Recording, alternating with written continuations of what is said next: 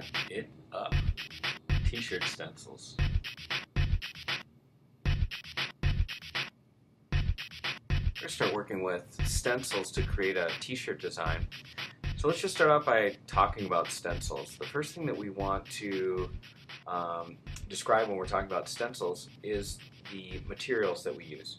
So first off, we are going to take some kind of material, could be thin, could be thick, and what we're going to do is, it's got to be flat obviously, because what we're going to do is cut out a design from it. So a stencil is a piece of material that has a design cut away from it.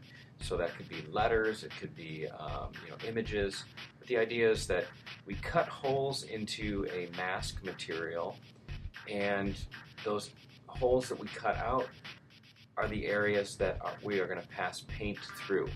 So paint or ink, whatever you're making, you're going to cut out the areas that you want the ink to travel or the paint to travel through. So one way to remember it is, if you want it to stay in your design, cut it away. So if you want it to stay, cut it away. It sounds a little backwards, maybe counterintuitive, but that's just how it works. One of the key advantages of working with stencils is that you can use it over and over again. You can apply to a surface, you can and then move it and then apply it again. You can do different layers of stencils as well, so it doesn't have to just be one color. One of the things that you really have to do when you're cutting a stencil is think it out before you start cutting everything out. A couple terms that you'll need to be familiar with are the terms bridge and island. Okay, you all know what an island is. It's a body of land that's surrounded by water. And a bridge, it's a road that connects two things together, and sometimes it's a bridge going over a body of water to connect two pieces of land. So it's the same thing with the stencil. If you see this, the gray represents kind of the stencil itself, and the white is the background. So you can see that some shapes have been cut out of this stencil. The first one in the center is like a gear type shape, and if we wanted to cut that out, if we just traced all the way around the edges, the center would totally fall away. And if we want that gear to have a center to it, we need to connect that little island with a bridge. So we need to have some material connecting the center piece of that gear, and in this case we're calling it an island, to the rest of the stencil. So we do that by adding a little bridge of material that connects it and holds it in place. Same thing would happen with an O. If you just cut out the outline of an O, the center would just fall away.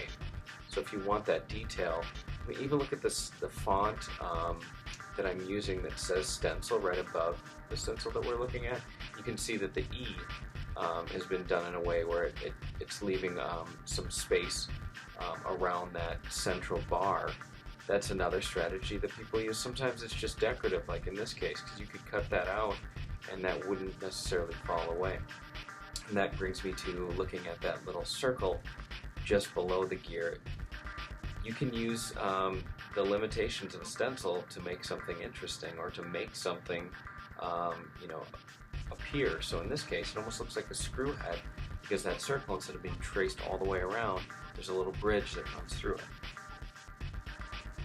Solid shapes work best with stencils, so when you're creating yours, think about nice solid shapes. Contour lines can be broken up or implied, so that means that we don't have to draw out the contour line. Sometimes we can just leave a dashed or a dotted line, and that will represent that edge. Think about simplifying your design. If you have a photograph, you are going to make it pretty flattened, so you are going to kind of have to think about simplifying it a bit. I know this kind of limits you, but have fun with those limitations. Sometimes they can bring on interesting designs. Think about size, shape, and location. Location, location, location. Where is it going to go on the shirt? If it's on the sleeve, that's going to dictate probably the shape and the size. If it's going to go right under the neck, or in the center of the back, or down on the bottom of the shirt, those can affect the way that the design looks.